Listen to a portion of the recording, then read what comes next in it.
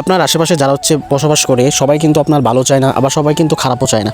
দেখেন আজকে হচ্ছে আমার এক কাকার সাথে আমার আলোচনা হচ্ছিল কিছু বিষয় নিয়ে। সে আমাকে কিছু ভালো কথা বলেছে। সে বলতেছে যে তুমি যাই করো বা যাই করতে চাও, তোমার যদি কোনো প্ল্যান থাকে অবশ্যই কারোর সাথে শেয়ার করবা না।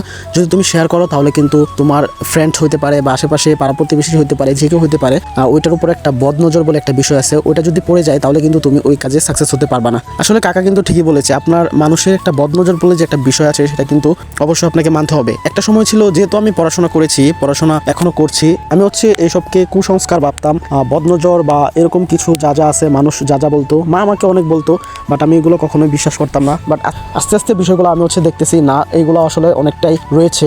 মানুষ যদি আপনার ক্ষতি চায় বা আপনার যদি ভালো না চায়, তারা হচ্ছে যেভাবে হোক আপনার হচ্ছে ক্ষতি করার চেষ্টা করবে। পাশাপাশি ওনাদের যে চোখের নজর রয়েছে সেটাও কিন্তু আপনার ভালো কাজেও লেগে যেতে পারে। সেক্ষেত্রে আপনাকে খুব সাবধান থাকতে হবে, কোনোভাবে যেন কারো নজরে না পড়েন। সেক্ষেত্রে আপনার যদি কোনো প্ল্যান থাকে বা কোনো প্ল্যানে আপনি আগান, অবশ্যই সেটা গোপনে আপনি প্ল্যানটা আগাবেন। যখন আপনি সাকসেস হবেন বা ভালো পর্যায়ে চলে যাবেন, তখন কিন্তু মানুষ আস্তে আস্তে জানতে পারবে।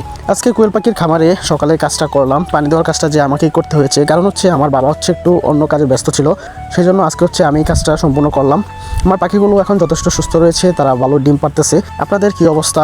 কে কোথা থেকে ভিডিও দেখতেছেন আর আপনাদের ডিমের দাম কেমন চলতেছে অবশ্যই একটু জানাবেন। আমার অঞ্চলে হচ্ছে আমি বর্তমানে 3 টাকা পিস ডিম বিক্রি করতে পারতেছি। বর্তমানে বলতে আমার এখানে কিন্তু সব সময় 12 মাসে আমি 3 টাকা পিস ডিম বিক্রি করেছি। সেক্ষেত্রে আমার কিন্তু কোনো লস নেই।